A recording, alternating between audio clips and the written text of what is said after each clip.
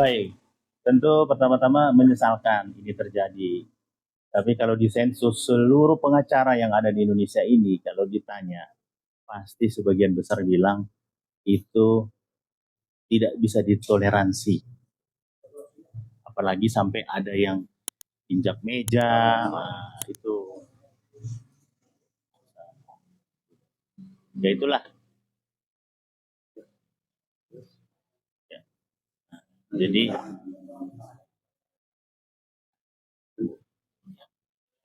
ya, ya betul. Tapi Bang sendiri sudah melihat videonya belum sih Bang? Oh ya, viral sudah. Ya. Pagi ada yang sampai naik ke meja di ruang sidang seperti apa? Ya, kalau yang injak meja itu ya tentu tidak bagus lah, tidak beretika ya. Walaupun tidak ada di situ majelis hakim ya, sudah keluar dari ruangan terus dia injak meja. Ya terus terang ini mengiris perasaan lawyer ya.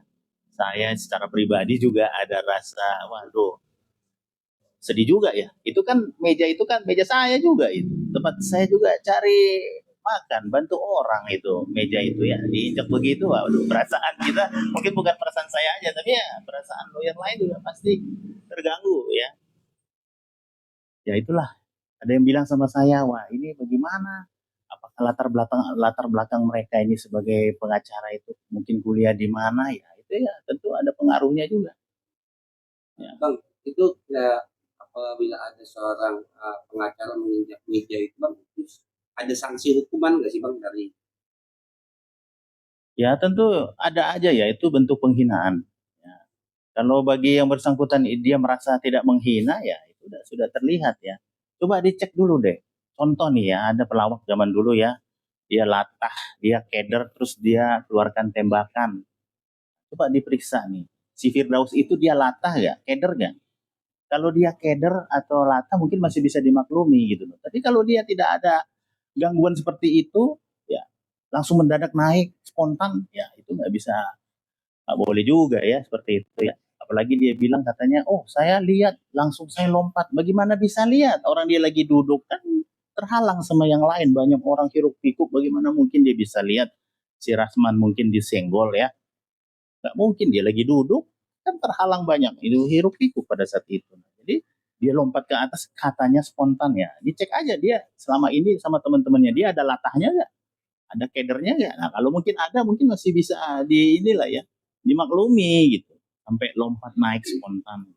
Tapi intinya kita saya secara pribadi ya tidak begitu suka lah cara-cara seperti itu naik-naik ke meja begitu ya. Nah itu tempat kita bekerja itu kan meja saya itu meja lawyer itu ya. Menurut Abang sendiri sanksi ya, yang atas untuk diberikan untuk video sendiri sanksi apa Bang? Ya itu kan ada juga pidananya, terus sanksi etik juga ada dari advokat, dari organisasi advokat. Itu juga bisa juga mana yang bisa, kalau misalnya Mahkamah Agungnya juga menuntutnya apa melaporkan mempermasalahkan ya bisa saja. Ya kita lihat aja nanti. Menurut Abang sendiri, Bang Hotman juga sudah melaporkan Bang terjadi kasus itu. Bang. Menurut Abang sendiri pandangannya sendiri sebagai praktisi hukum seperti apa Bang? Ya tentu Hotman melaporkan itu hal yang bagus. Kenapa? Karena ya dia merasa tidak nyaman kan ketika dia disenggol badannya ya.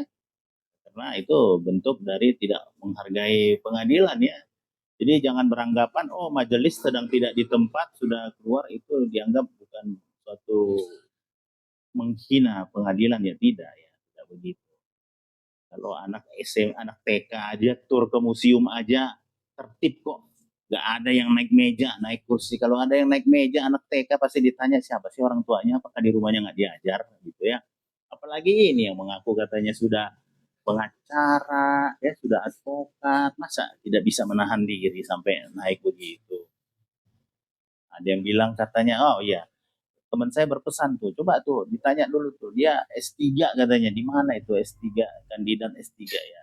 Ya kalau kalau menurut menurut ini ya akademis yang namanya S3 itu, kandidat S3, kandidat doktor itu menjelang dia lulus itu namanya kandidat. Ya, ada juga orang-orang yang lain ya bilang, oh dia kandidat hanya mendaftar formulir S3 500.000 itu disebut dia kandidat. Ya, ada juga yang merasa begitu. Tapi secara akademi nggak boleh itu. Dia harus selesai menjelang dia selesai. Seseorang menjelang selesai S3 doktor, nah, barulah bisa disebut dia kandidat. Jadi dia harus menyelesaikan, seseorang harus menyelesaikan bab 1 disertasinya dulu. Nah, baru bisa dibilang dia seorang kandidat. Nah, jadi terlepas dari situ kita bisa lihat dulu nih, kenapa bisa terjadi seorang lawyer bisa cara berpikir begitu sampai bertindak seperti itu. Nah, itu mempengaruhi dari sekolahnya dulu. Itu memang betul. Nah, makanya nggak heran kalau ada CPNS ya yang masuk tamat SMA, tamat kuliah, atau yang di tes TNI Polri itu ya, pada saat dia masuk itu ditanya, setelah tamat sekolah kamu kemana nih, ada nganggur 2 tahun nih. Oh, dia kasih tahu, oh saya kuliah. Oh, terus bagaimana? Ada yang bilang, oh saya ikut kursus ini, saya bantu orang tua. Jadi jelas gitu loh, setelah 2 tahun menganggur tuh kemana gitu. Beda kadang-kadang orang cara berpikir ada orang yang sudah tamat SMA terus menganggur 2 tahun. Nah, kita nggak tahu bergaul sama siapa, terus akhirnya dia kuliah ikut malam, ada tuh yang begitu. Nah, ketika dia tampil sebagai sarjana hukum terus dia ikut sekolah lawyer, akhirnya apa, mutunya tidak ada. Ketika dia jadi lawyer, etikanya tidak ada, maaf aja. Kadang-kadang di pedesaan mungkin dia merantau ke Jakarta, maaf ya, mungkin sebagai kolektor, sebagai preman terminal, terus dia ambil kuliah malam. Nah, setelah dia kuliah malam, terbawa itu sifat-sifat yang masa kecil mungkin kita nggak tahu, dia dia itu mungkin sebagai pelaku pencabulan waktu masa remaja, atau mungkin broken home, atau mungkin suka melawan orang tua. Nah, kita nggak tahu. Ketika dia besar, dia jadi lawyer. Nah, terbawa itu etika tidak ada. Beda kalau lawyer itu ketika dia kuliah, misalnya anak-anak di kota besar, kan ada yang kuliah masih dipantau orang tua, ya, masih bisa pulang kuliah, bisa tidur siang, ya, orang rumahan. Nah, terus belakangan dia tamat jadi sarjana hukum, terus akhirnya jadi ikut kursus advokat, jadi advokat. Nah, itulah yang bermutu justru. Jadi banyak advokat yang bermutu atau tidak itu terlihat cikal bakalnya dari dia kuliah di mana dulu gitu. Kuliah itu nggak usah bagus, nggak usah di kota besar, di kota yang kecil bisa juga kok kuliah, tapi dipantau orang tua tidak gitu. Seandainya dia kos, orang tuanya di luar kota, nah pergaulannya seperti apa. Jadi banyak, kalau kita mau lihat advokat itu banyak sekali yang latar belakangnya kita nggak tahu ya. Ada yang uh, broken home dan sebagainya ya, pernah juga masa remajanya nakal, atau mungkin pernah juga dia korban pelecehan seks. Nah, terbawa sampai besar. Jadi jiwa psikopat itu bangkit ya, jiwa dendam itu bangkit, agresif yang tak terkendali. Itulah bedanya. Kalau misalnya itu lawyer bermutu atau tidak terlihat dari asal muasal dia itu dari mana. Kalau menurut abang perlu nggak sih bang jasa seorang lawyer yang naik atas meja itu ditelusuri bang? Ya, yaitu haknya dari organisasi advokat ya. Ya, yang penting dia sudah tamat, mau kuliah dimanapun, ya, mau di kota manapun. Tapi kalau dia sudah selama ini sama orang tuanya dekat, ya, itu saya rasa bisa bermutu ya. Kalau bisa, nah pastikan aja dia punya tamat SMA itu, misalnya tamat SMA itu umur 17 jarang ya, 18 sampai 20 tamat SMA.